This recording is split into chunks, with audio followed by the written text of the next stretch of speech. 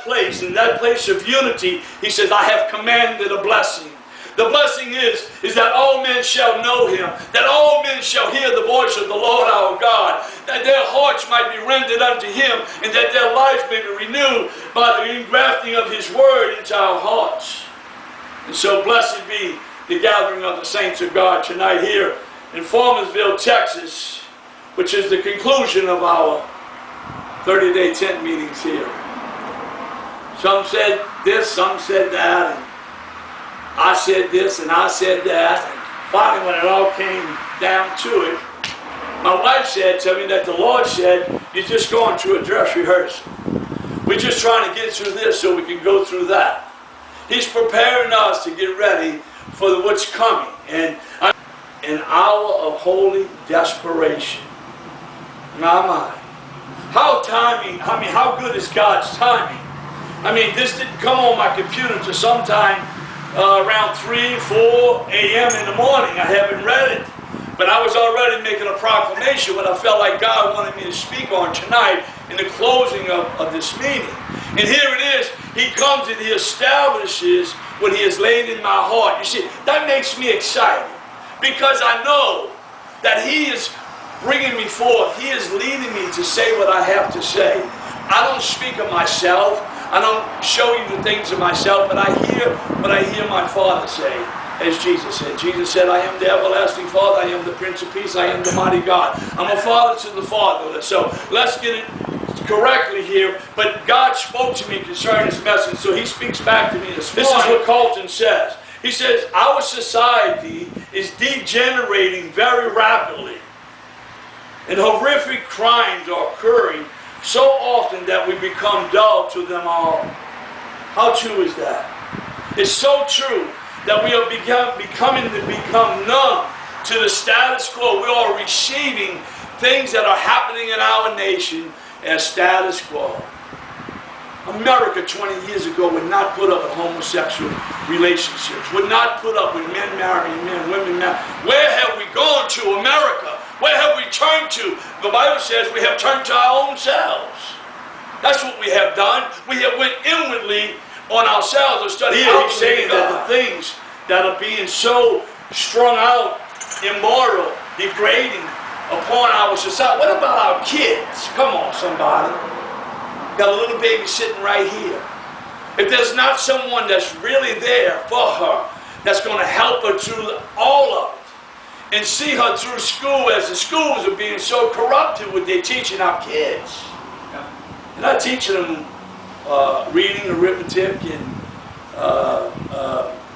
geography and stuff. They're teaching them how to have sex with each other, and how to live with two daddies and two mamas, and to teach them to live out of the norm in the in norm. So he goes on to say here, he says, the abominable becomes the norm. Evil is becoming good. As you look around, perhaps you wonder, how do I fit into this moment in time? What can God do through my life? And if he is going to do something, why is it that my prayers that I know are according to his word have not been answered? To help address some of these questions, let us look at another time in history when a desperate hour came upon the nation. The book of 1 Samuel speaks of a reason or a season when there was no clear word or vision. The priesthood that was supposed to represent God was instead deeply compromised. The church is deeply compromised today. We can't get a clear word from the pulpits of America. We can't get it. We get a dog and a pony show. We get hot dogs and bounce houses. That's what they bring people into the churches with, not the gospel of Jesus Christ. So we can't get a clear vision. We can't get a clear word. The priesthood that was supposed to represent God was instead deeply compromised. In 1 Samuel 2, verses 22, 24, and chapter 3, verse 1, God's character, purpose, and mind were hidden from the people, leaving them without answers to the questions in their heart. What is happening in our society, and where are we going? The situation was very similar to the day in which we live, when it seems as if the presence of God, His power, His provision, that we have known throughout all of history is suddenly gone. Why would it be gone? We asked Him to leave. It's been over decades that we've been asking God to leave. First we asked Him to leave our schools. Then we asked Him to leave our military. Then we asked Him to leave our nation. If it was up to them, they would take His, in God we trust, right off of the money that we have. They would pull it all off of the Supreme Court doors. They would just get rid of God totally. And you wonder why God has left. But I hear the voice of the Spirit say what He said to Elijah. Elijah said, what's the use?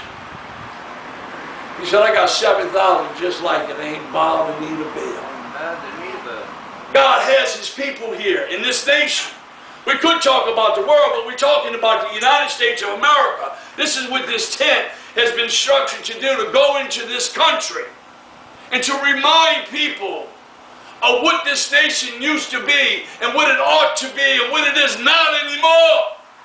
And quit saying God bless this mess. He ain't going to bless it. Nope.